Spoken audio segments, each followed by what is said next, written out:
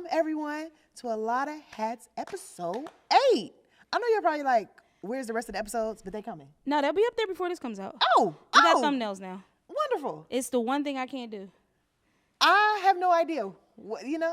It's fine. Okay. We're here. So we here. Episode 8, where we're going to be talking about trusting God. Oh, God. Walking in faith. All very scary things. Yeah. And pressing forward. Yes. Okay? Gotta press towards when the mark. plan, when it looks nothing like your plan, because This I don't have look a nothing plan. like my plan. I had a plan coming in 2026. Uh-huh. And it's not looks like that. I know. I can't say that. I think the 2026 plan looks exactly like it's supposed to look. Really? I wonder if we just didn't prepare for the slow months. Because all of our issues have nothing to do with... Things have been happening. It was not preparing for the slow months. You got to prepare for the slow months. As an entrepreneur, you must January prepare for the slow months. through May is slow. Or you'll be crying in your bed at night. Which I actually think she's been crying in her bed at night, y'all. It's been a tough season. I'm also grieving, but it has been a tough season for me.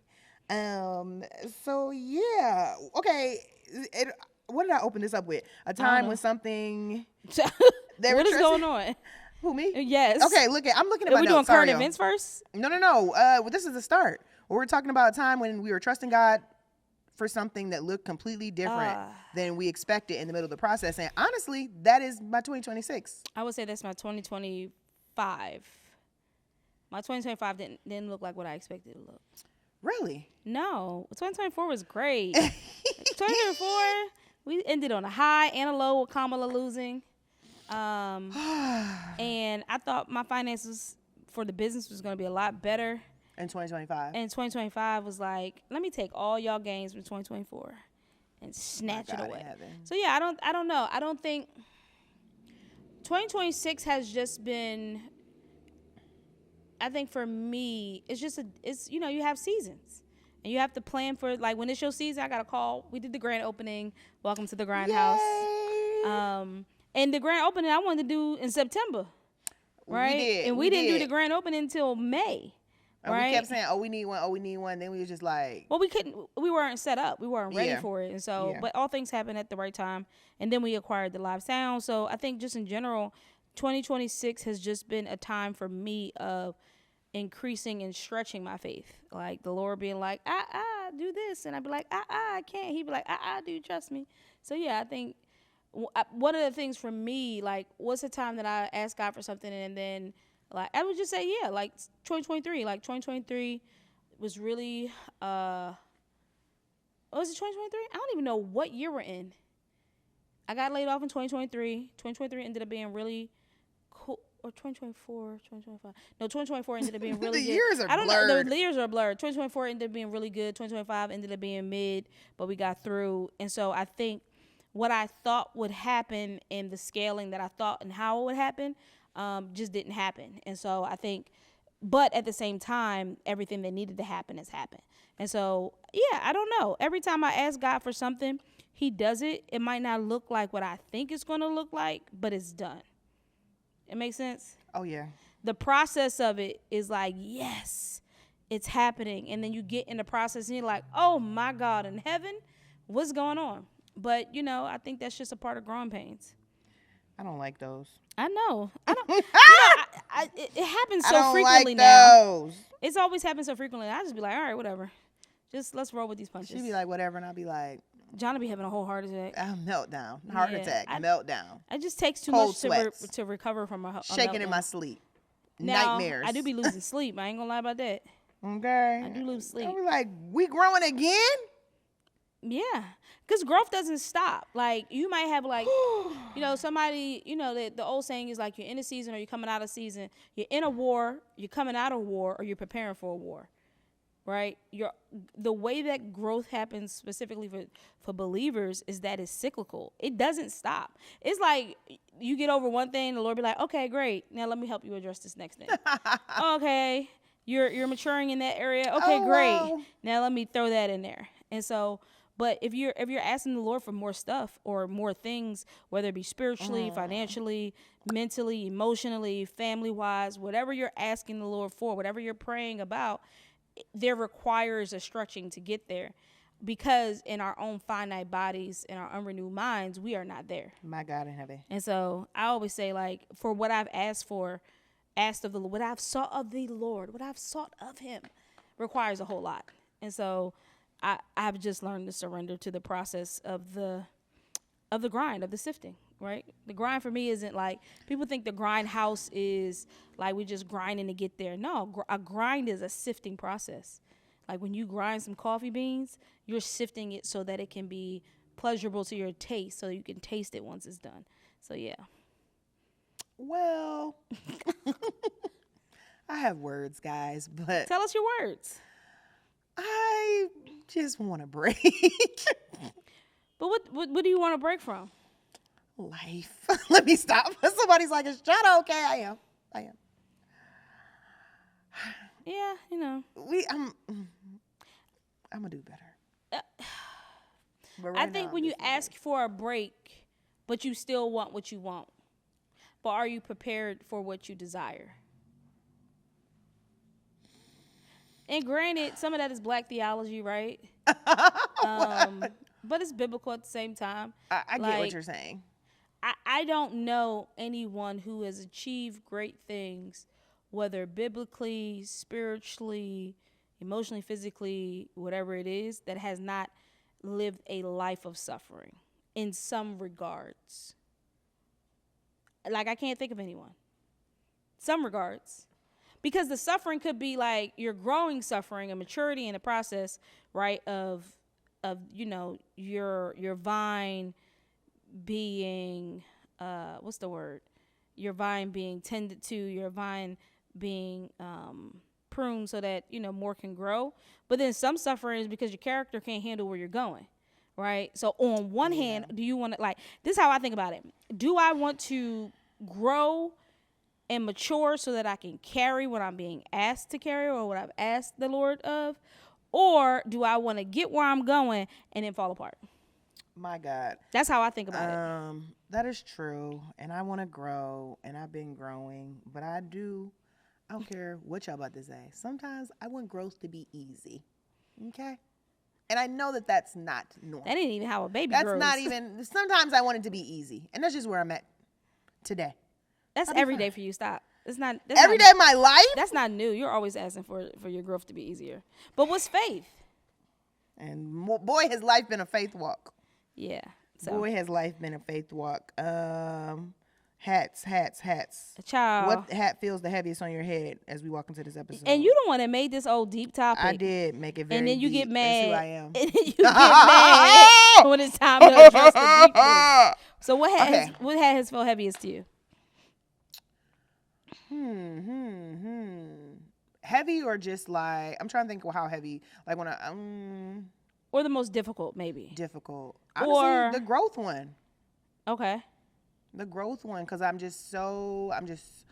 internally so hard on myself. Mm-hmm.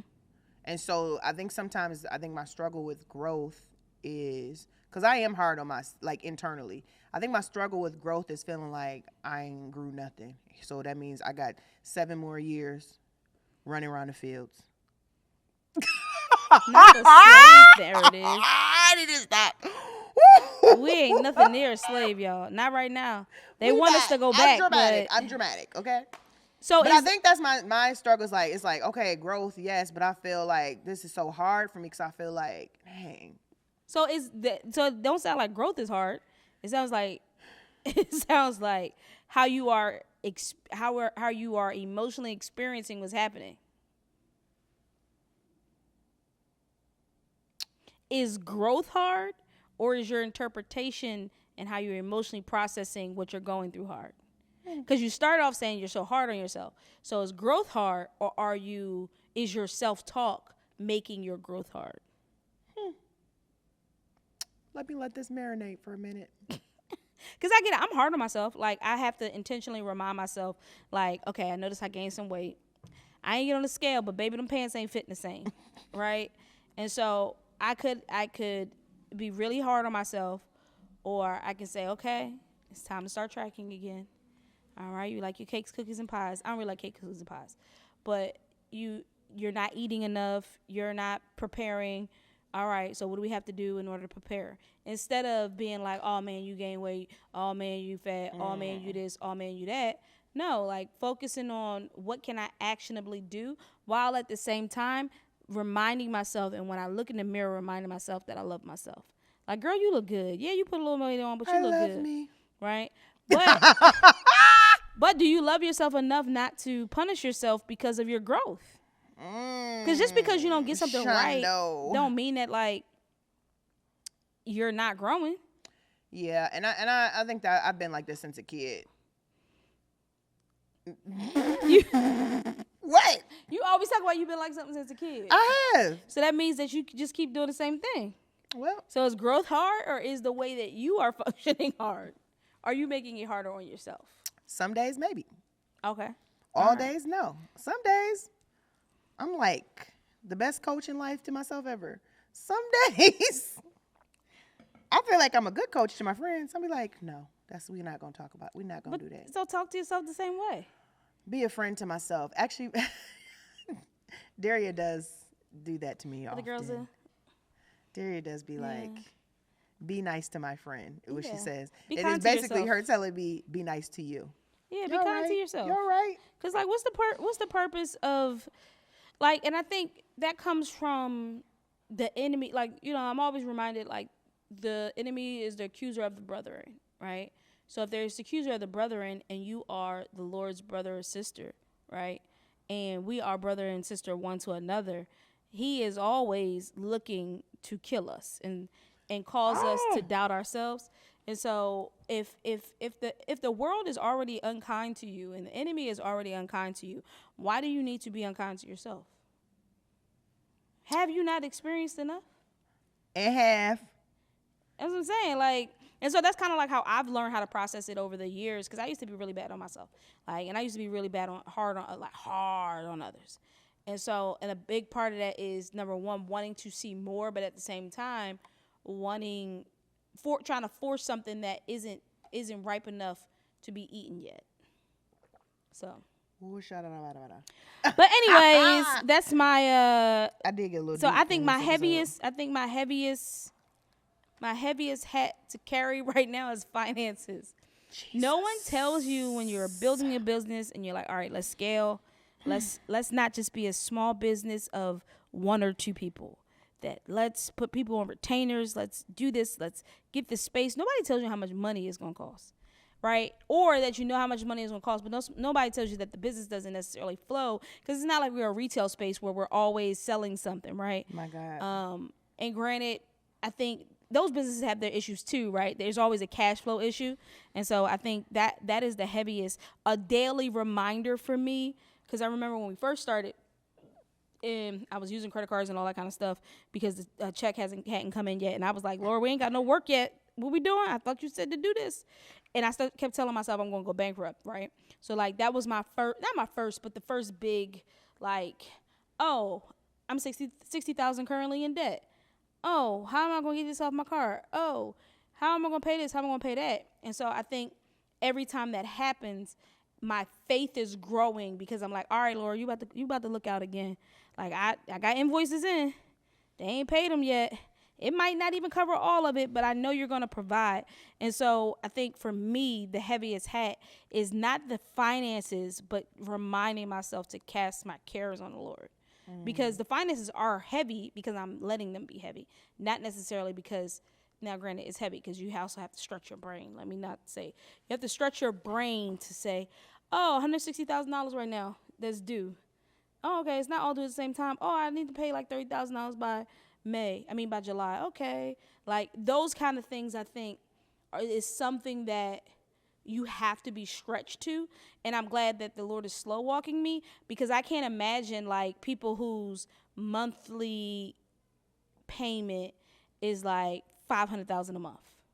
Like, I remember Steve Harvey talking about, like, he was working so hard because he was paying his stuff back, and the cost of how much it cost per month, it was something crazy, like $350,000, $500,000 a month, right? That he had to pay to get, probably more than that, to pay his taxes off, because they had messed his taxes up. His accountant messed his taxes up and stole the money. And so he was just saying, like, the consistent having to make sure that you are making that kind of money, right? And whatever it is, right? And so I'm in my mind, what I've been doing recently is not being like 1,000, being like, 160. Because I was talking to one of the somebody who works in finance for the state, and he was saying that their budget is like billions of dollars. So it's not like they have the zeros in it; it's just single digits. And so he was like, he was like, you don't put the N. He's like, you couldn't process it if you just put the N. It'd be like 17 million. It'd just be 17. So things like that. So I'm trying to trick my brain. Check your brain. Trick it. Trick it. But tricking is like you're renewing your mind to be able to carry the weight that has been put upon you. So yeah, I don't know. It's everybody has a hat. I think everybody has a hat that they're wearing that's really heavy. And I think we're in a time of heavy hats, and I think it will be easier to get distracted with the weight of it instead of dealing with what you need to address in order to carry it. I did go deep. Is there something you're believing? I don't know. God? You definitely. Is there something you're believing God for? This right ain't now? what I sent her. This hasn't shown up. Is there something I'm believing God for that hasn't shown up in the way I imagined? Yeah, I can definitely answer that. What are you thinking? I'm actually thinking romance. Okay. Back and forth. Sometimes I've seen kids at this age, sometimes if not. I don't know where I'm kind of at with that, but I have always seen that I'll be married by now. So how do you deal with that? Well, I cry myself to sleep. So I do not cry myself to sleep about that. No. How have I been dealing with it lately? I have been in my word more. I have been in prayer more. Because I would like companionship at this age. I'll be 40 this year. I've had to be serious about pushing anyone away that's not serious about me. Amen. If y'all saw me roll my eyes at her, I did. Hey, go ahead. Run that back. And that's hard sometimes because... anybody who say they don't want attention or don't want like... Yeah, but do you want somebody play in your face too at the same time? No, I don't want anyone I'm just saying. I do not want anybody playing in my face. So, honestly, I've really been in prayer and trying to, as we talk about trust the Lord in the area that God sees my heart and my desires in that.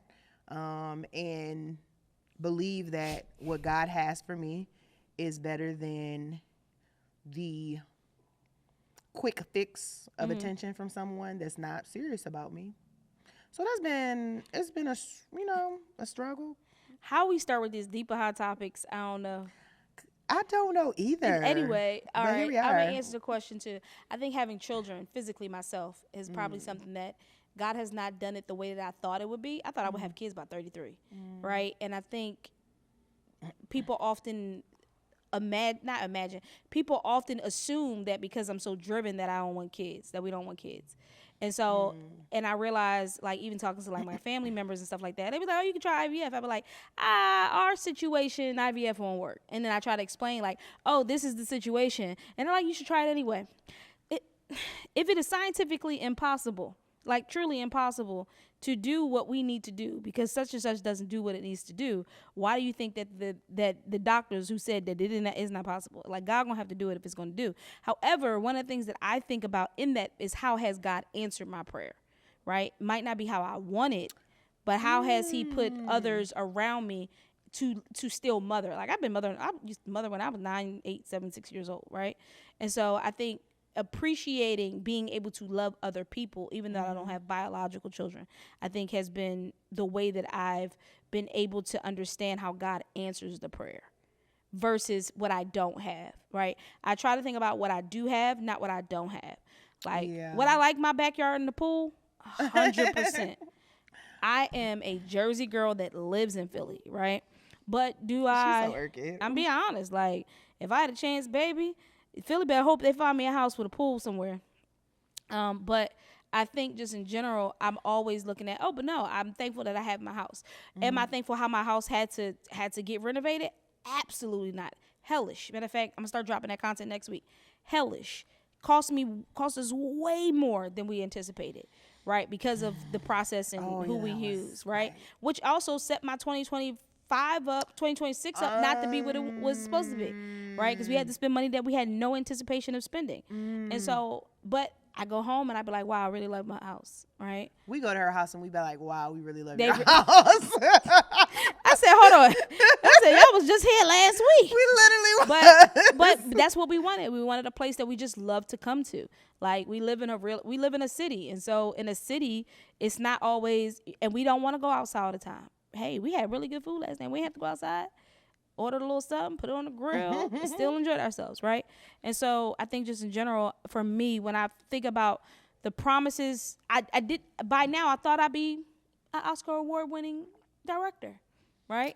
However, I've asked the Lord for a specific way that I'd like my career to be controlled. I want him to have full ownership over it. I want to have ownership over the things I create. I'll take the longer road to get where I want to be versus settling and being like, oh, I hate this process.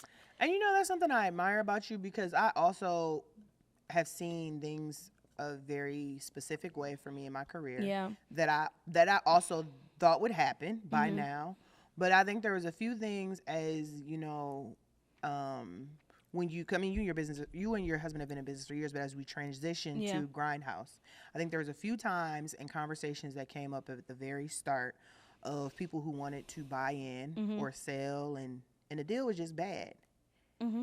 And the money was needed, guys. Money was needed. The money was needed. It wasn't not needed. And it's hard to say no. But you did. Yeah. And I was like, it increasingly becomes easier, right? Yeah. Because at the same time I'm saying no, God, I'm realizing God is setting up something else that I didn't think about this space like that. I did. And I was like, oh, it'd be cool to have. I pursued it, but I didn't really know what I was doing. Right? And even, I can say I officially have an agent now. I officially have an agent now, right? And a good one, right? That I'm looking forward to seeing what comes of it, right? Is it the way that I would want to have gotten an agent? Probably not. But at the same time, is it probably the best way for me to have one? Yeah, this might work out even better for both of us, for everybody involved. And so I think just in general, what you prepare for is oftentimes what God uses. And so things that we prepared for years ago might actually start happening now. But, when I first started doing Snicker Doc, I thought that was going to happen a little faster. It's been 3 years. It's been 3 whole years. Definitely thought we would have still had inventory pitching by it, now. Right? And so I think just in general, you just have to figure out like how does God want to move in your life and when, and are you okay with waiting, like the process of the waiting, because he's in the waiting. But for some people he go real fast, and some of us he go real slow. But everybody that I know that has started fast is not doing what they started out doing. And so I'm always very mindful of calling and purpose, and that being more than just the doing of it. Like I was in the office today and I was just like, wow, this is so cool. Like to work with the people, and then we got new people that's coming around. They're finding a place that's home. Like that's not normal. And not home like family, because we try not to be. We try not to say the family terms unless somebody is like wanting it, because we all done had that job. You can have that manipulated where they didn't manipulate and say, oh, we like family, but belonging. No. Like people are finding a place to belong. And granted, we don't let everybody come in and belong, right? But when it just makes sense, and it's like, oh wow, like everything you have need of, God has provided. Is it the way we want it provided? I would like a little bit more abundance right now. just a tad, Lord. My God. But I remember days where my abundance was so low that it didn't even allow me to go get a slice of pizza. And so you have to, you got to realize, like, for me, what God is doing in the process of it.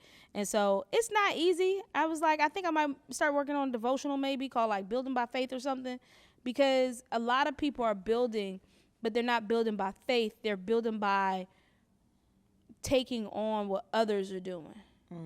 Like, so something that I think I said recently online was like, people say that like comparison is the thief of joy, right? And I think comparison is actually the thief of your identity, because you're taking on somebody else's identity. What they have is something that you want, and you're comparing what God is doing in your life, their life, to what God is doing in your life, and that's not taking away your joy. That's taking away literally what God wants you to do right now.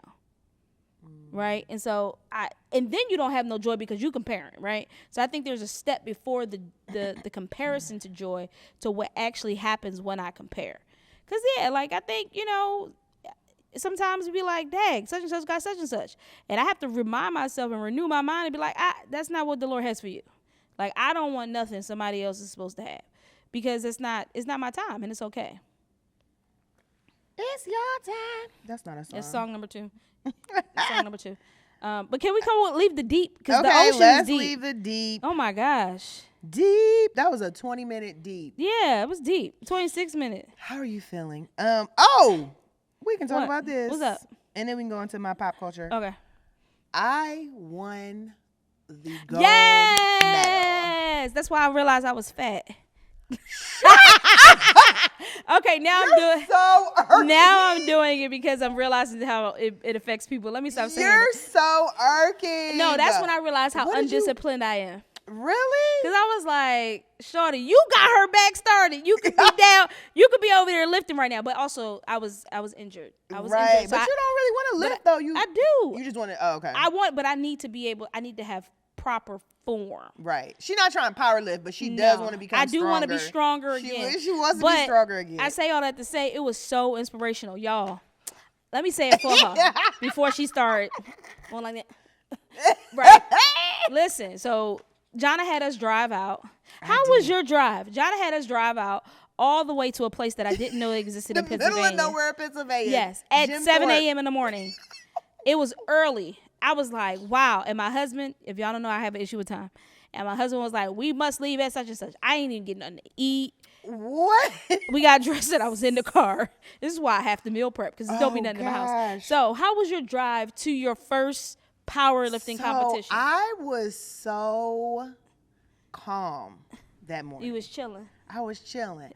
I put on my playlist, and I was just my workout playlist. Yeah. And I was just First singing. of all, your workout playlist. My workout playlist is a very. It's a very. I think we need to change your music in this season. Why? Because your music is not matching what God needs to do. Your music is keeping you down. My music is very mellow. Listen, 70 beats per minute. It's very mellow. I was singing in the car. I was very calm. I said, today is about me versus me. I don't care what them other people are doing. I want to see me do my best. Mm-hmm. I literally was just in prayer before I walked into the building, because I was in the middle of nowhere. And I was a little like, how are these people going to act? But everybody was very friendly. Mm-hmm. And I just went in there like, I'm ready to win. If y'all haven't said it before, guys, I'm ready competitive. To win. She was ready to win before she got there. I am. I'm very competitive, and I need for my competitiveness to sprinkle in every single area of my life. Every area of your life, because you should be that competitive. When it comes to sports, when it comes to her beating someone, you need to beat yourself. If you want to be hard on yourself, super competitive. Oh my God! And some people say that's a bad quality, but I came back with a gold. So she went in talking about, I'm coming back with something. I'm winning. I did. Now, granted, we discovered how strong Bam Bam is. Bam Bam. So first of all, she really should have been on the men's side. No, for real. If we're gonna be really honest and serious, because Bam Bam had the longest break of any group, because it took you so long to get back to the lift again. Oh. Because there were not enough women that were as strong as you. What do you mean? So the way that it goes as far as like lift and age and stuff like that, your abilities, you were at the end every time. So we had to watch all these people. Oh, and there were men that went in front of me. We had to watch all these people in order to get there. What can I say? And so it was just wonderful to watch. We could have wrote a scary movie about it, because it was in an area that, not diverse. Trump won because there are areas and pockets where it's only white people. And baby, if you was black there, you were in a biracial relationship. Listen, which was only maybe 2. I saw people with Starbucks cups, and I was like, oh wow, there's a Starbucks somewhere. It was like 10 miles away. Like it is a very.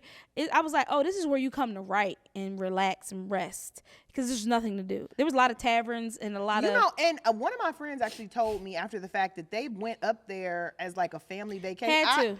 I said, really? I know they was they was canoeing and stuff. Yes, it's that type of. It was woods everywhere. There is a come visit Pennsylvania, not a come visit Philly, but like a come visit Pennsylvania book. I think Jim Thorpe would be the place that would be in that. Also discovering that Jim Thorpe is an Olympian, the very first man to ever be on a Wheaties box. So it was like, wow, this is interesting. And when I tell you, these people take their lifting serious, very serious.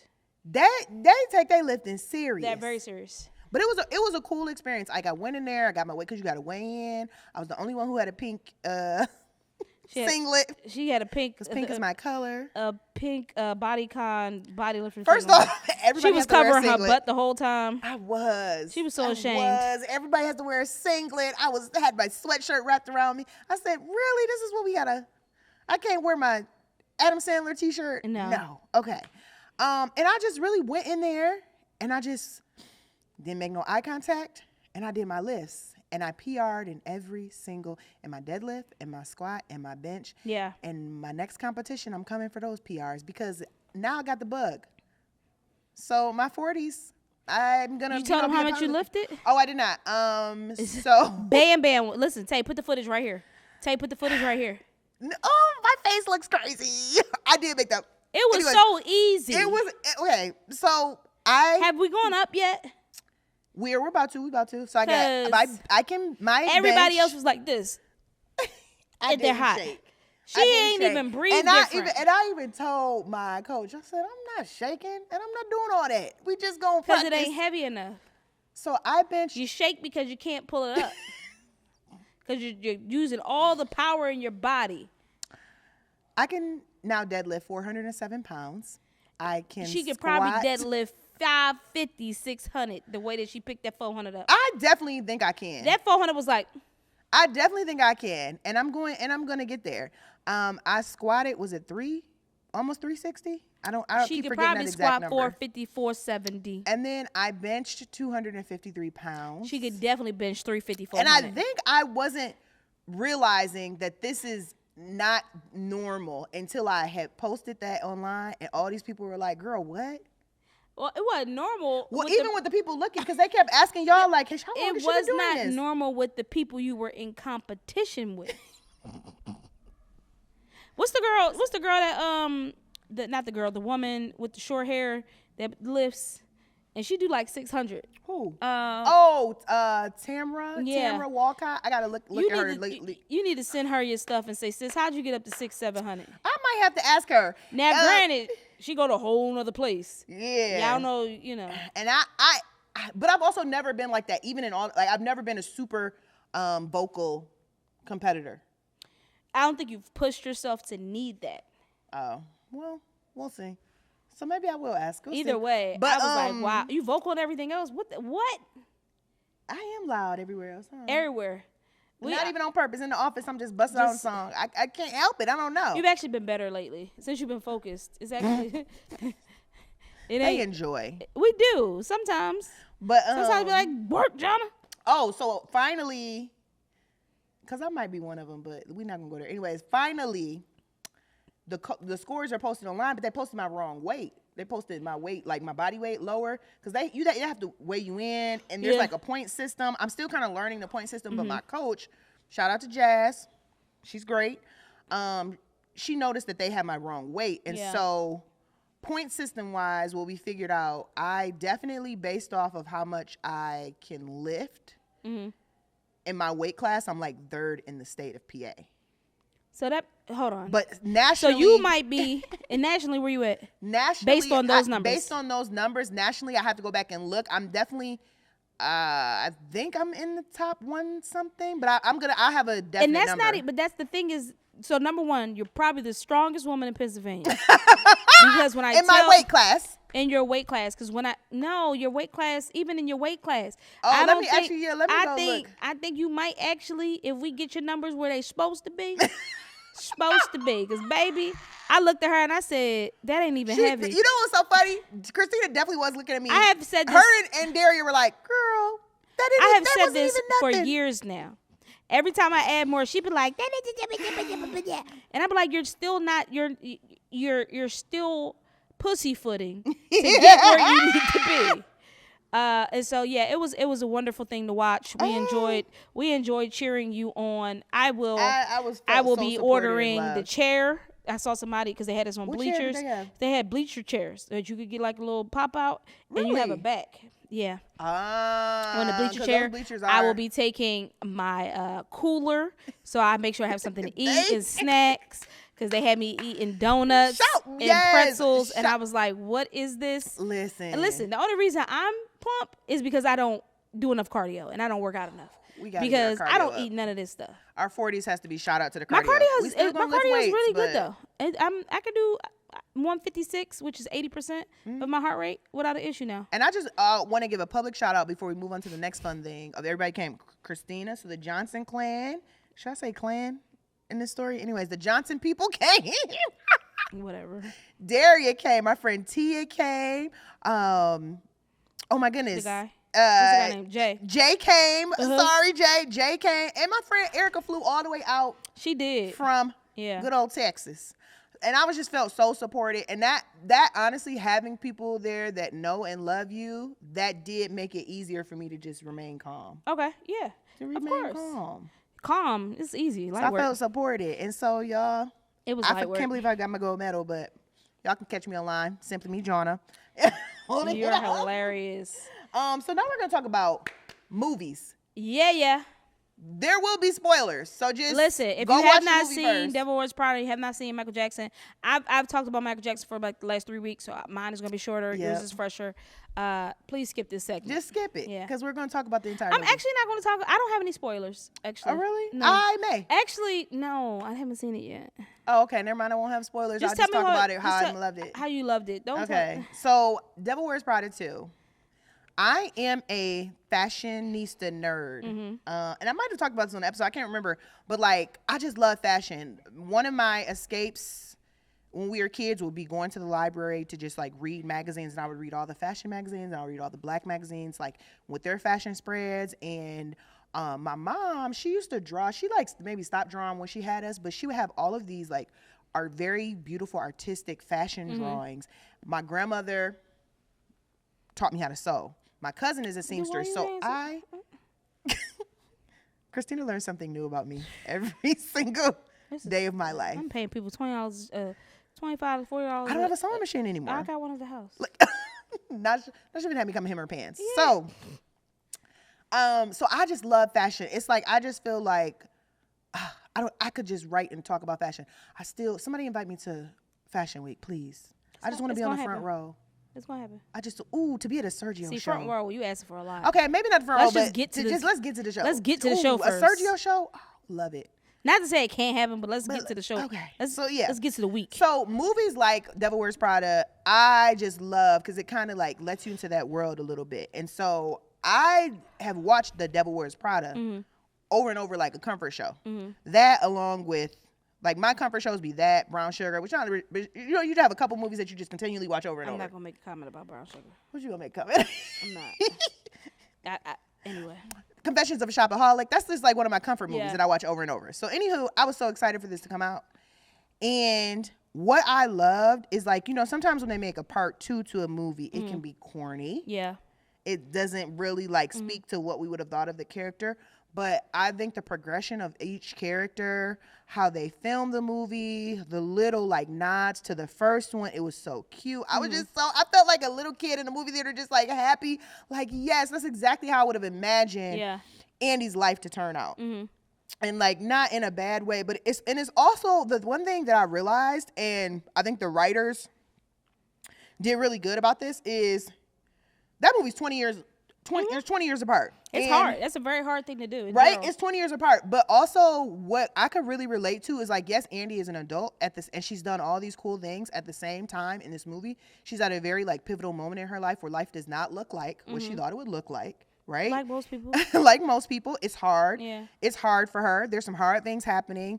And even like from age 20 to 40, like, yes, there's growth, but there are still moments where you still have absolutely no clue what you're about to do next. Yeah. And for me, it was just very relatable because in this season, not to say that things aren't happening, but I have felt very like, what the heck is happening? And I'm just like, and Jonna, you're not alone in this. I was about to say, find me one person. They'd be fronting, okay? No, they would be fronting. I think people compare what somebody else has. That is true. What they think they have. Because most people, maybe. That is true. So I really love that because I think the writers really made it relatable. And to fit into like what's happening today, even just like technology wise, how they were talking about kind of like the death of the magazine. I might be the only person who still buys magazines. Why would you be the only person? Magazines still go on the shelf. So how they do go on the shelf. So how are you the only person? Well, it's not a lot of us. Let's start a group. You said I'm sure there is a group. Well, I might be one of the few people that still like the hard to like. I feel like that's going to change. It's changing now because the young folks want nothing but analog. They only want real. Oh. People are physically trying to buy albums and CDs and vinyls. That's always me. I used to have a stack of fashion magazines. And I threw them away. I wish I never threw them away because why? I still have a few magazines from my grandma's like book collection library that she had from like the 80s. But yeah, I was, and the fashion. Let's not get, beautiful gowns. And actually I've been meaning to go online and look everything to see if I was right about like, I think it was Carolina Herrera was one of the outfits I really feel, it could have been Sergio though. But I'm gonna look it up. So I was happy. It was a say la to the crazy week that I had. Yes, because you definitely went to Michigan too. I definitely went to Michigan. Yeah. Sadly, I lost a family member, and so it was a tough week. Just going home, seeing my family. I tragically lost my niece, and there are a lot of unanswered questions. And so if you are a praying person, continue to pray for my family because this has been very difficult. And Black folks always got a joke. Baby. I'm sorry because I don't know how to do nothing but play. So I'm at the funeral and my mom just, and this is I call her my bonus mom because Liz is not my birth mom, but Liz helped raise me. She was married to my father. Anywho, my mom just like, and I understand we're all grieving, but she's like, here, you go up there and read the obituary. I didn't practice for this. Who practices for reading I don't know, but it just felt like a lot at that moment. You do normally know beforehand. You know beforehand. I didn't. Yeah. I knew 20 seconds before. 20 seconds before. Okay? And then somebody, my mom not finna watch this. Then somebody said to me at the repast, because then the pastor, after I read the obituary, because I am a public talker, reader. I know how to. I used to be a teacher. Ready? Read. Shut up. Look at that. So I knew, and so then I read. Then the pastor was like, "Could you also read the poem?" I read it. Okay, cool, great. I didn't sign up for this. I wanted to just cry with nobody watching me. Honestly, you sit in the front row. How you crying with nobody watching you? I didn't even know I was gonna sit in the front row. My auntie, who I love, you gonna sit next to me? Okay. So anywho. The reason not your auntie said you her favorite. That's my girl. Shout out to Auntie Vicky. That's a girl. Like my stepmom's family, bonus mom, like they literally just took me in like I was one of them since I've been around them since I was like 4. So that's my family. And so the funny thing was later on somebody at the repast was like, "You didn't read the resolutions," and I just was like, "Oh."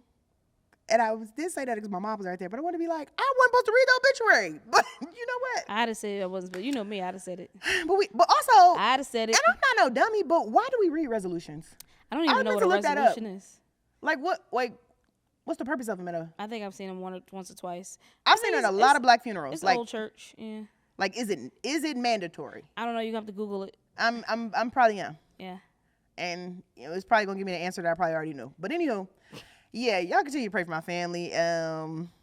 Yeah, it was just very tragic, but may the Lord continue to keep us during this time. Amen. Michael Jackson. MJ. So number one, oh gosh, I will say the world has done a really bad job of stewarding our precious talent. And it really makes you want to cry to think that we lost like Whitney, Michael, Prince, and so many others who achieved this amazing celebrity, but we don't let people be people because they have a talent. And so that was interesting. I think the movie was great. I would say if you haven't seen it and you're like, I'm not a Michael fan, I think if you've never been to a Michael Jackson concert, which something that was really interesting that one of my friends said was like growing up, we didn't realize that you could see Michael Jackson in America. Like, because it felt like all of his tours were overseas because it was such big crowds.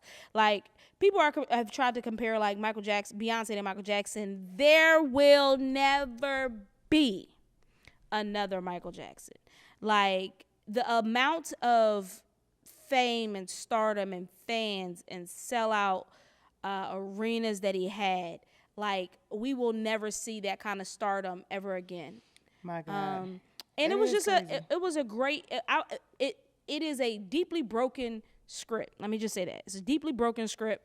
It is them putting 20 years in one 2-hour movie. They had to do a lot of reshoots and stuff like that because Janet didn't want to be a part. Rebe wasn't a part of it. Like, Janet wasn't even in her name wasn't even shown. Don't even say They didn't even do a child that looked like Janet. They had 6 brothers and 1 sister. That ain't how that family was made up. Don't play with me. She said, I do not want to be a part of this.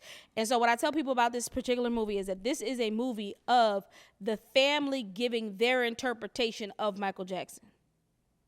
Right? Oh, okay. The brothers are almost like extras in some regards. Like, they're there, but they're not there. It centers around Michael, and the music is amazing. Jafar really did... And the young boy, the young Michael, he was really good. Nobody plays Michael like Jason Weaver. Let me just say that. This doesn't compare to American Dream. This is more like the performance version of a Michael Jackson story. The music, like, crazy. It's set. I want to go see it in IMAX. I'll wait till it come out on streaming and watch it at my house. I think if you are a person that has a gift or believes you're called to something, it doesn't have to be creativity. The way that they showed his commitment to his gift and him speaking to himself in the mirror and his studying of people, his studying of the craft, his rehearsals, the commitment to being great, unmatched, like complete obsession, but very a tender soul. And so I think in general, you also see how people really used and abused him. And yeah, it's just a really good movie. You see how he, him with the guys that did Bad, and him teaching gangsters how to dance is crazy. It was just a really good movie. I think you should go see it. Now, what I will say is, after you go see the movie, not before but after, go on Threads and just start typing Michael Jackson so it can start showing you all of this stuff from things that have been recorded about him. And it helps you to remove away what they tried to do to him in 93 when he purchased that catalog, right? So even him and the allegations and stuff, I believe the victims, right? But that man was proven innocent multiple times. And the way that, even thinking about Aaron Carter, who passed away, even thinking about his recounting of it and how his mother tried to get him to say that Michael touched him. And he said, that man was nothing but hospitable and amazing to us. He ain't do nothing. I'm not doing that for money, right? And there's been so many accounts of those. And I've been blown away by the interviews, seeing him and his family as children, and just the amount of stuff that you recount and you realize that daggone Don King and Joe Jackson ruined that man's life. Ruined his life. That Pepsi commercial that we used to laugh about and you see what actually happened, because he wasn't vocal about the things that what happened. actually happened in the Pepsi commercial. So I don't think I ever looked it up. I will spoil this for you. You remember people was like, don't put Jerry curl in your hair because it's flammable. Yeah. So it was a pyrotech that caught fire, and his hair caught on fire to the point where he came down the steps with his hair caught on fire, and the man was so committed to his craft that he didn't even realize his hair was on fire while doing the dance moves. And he had 3rd-degree burns to the point where you can find it online. There's actual footage of it, of a red spot in the middle of his head, like boiling hot red, like you would see metal in the middle of his head. So that's how he got addicted to painkillers, because his scalp, his brain was on fire, was never not in pain. So even his ability to still think after that, like he did multiple reconstructions of the scalp. So just thinking about the things that he suffered through in order to give the things that we love and enjoy, like it really, like, go on that deep dive after you watch that movie. It really helped you kind of like experience what actually was happening. And all of the stuff that really started to pop off happened after he did the Super Bowl, after they realized how big globally he was in a real way. And then you think about, you see them doing like the behind the scenes and they're making the videos, and just thinking about, like, my man was spending $20, $30, $40 million on a video. Because I did love Michael Jackson videos. And they were the blackest things you've ever seen. Like, somebody was like, we don't talk about, it's the one song that he's only in the video for 10 seconds. And he brings every single person of influence is in this video. Oh, Black and White, right? No, not Black. It's, I forget the name of it. It's named after a girl. The song's not Diana, it's the other one. It's named after a girl. Okay. And so it's just really crazy. Oh, Diana couldn't be in it because, everybody was like, he groomed her. She groomed him. But then I was like, y'all, Diana Ross was groomed. By who? Berry Gordy. She met him when she was 16. If they say she was 16, she might have been 14. They got a kid? Did they have a kid? Who Berry got kids Yeah, he by? does. Yeah. He got kids with her? I think her first daughter is Berry Gordy's, is the mama. Is the daddy. I don't like it. Berry Gordy. I don't like it. Let me see. Hold on. We might have to cut this part. Berry Gordy. Diana. We hear that, Tay? We may have to cut it. The daughter. Yeah, Rhonda Ross. It's Berry Gordy's daughter. Yeah, but here's the thing. We still may have to cut some of it. But not. No, I think the part of the issue is just in general, people didn't look at it like that back then. They didn't look at it. And so like us that. having the visual of that, they were 19 when they did. He was 19, she was 30 something when they did The Wiz, but he was in Studio 54 with her. Like, they was out partying. Back then, everybody was high. They wasn't thinking about no age. But yeah, I think just in general, it was just a really good film. And yeah, it was a great film, and I really enjoyed it. And take that deep dive later on. Take that deep dive. Go see that movie. Okay. Is it gonna make me cry? Yeah, you might have a little tear. I might need to wait a few weeks. Nah, it's really inspiring too. Okay, yeah. I like inspiration. Yeah. I'm sorry, I'm scrolling through. Yo. Because I did get a little deep on this. You got real deep on this. I got a little deep on this. Sorry, guys. We've been talking. Oh, we might not even have to cover all this because we've been talking. We done. All right, so thank you guys for joining us today on Alotta Hats Podcast. This was episode 308. Nah, I didn't cut you off, but I gotta go to Life Group. Oh, it's almost 7:00. She's gotta go get Jesus. Thanks for joining us today. Catch us next week, episode 309. Yeah, we'll be here. We're gonna be here. You can find us on The Grindhouse Inc. and YouTube, The Grindhouse Inc. and thegrindhouse.co and Christina Faith. Jonna, Jawna. See, I'm single focused. Simply me, Jonna, is where you can find me. Bye bye. Gang gang. Night night. Night night.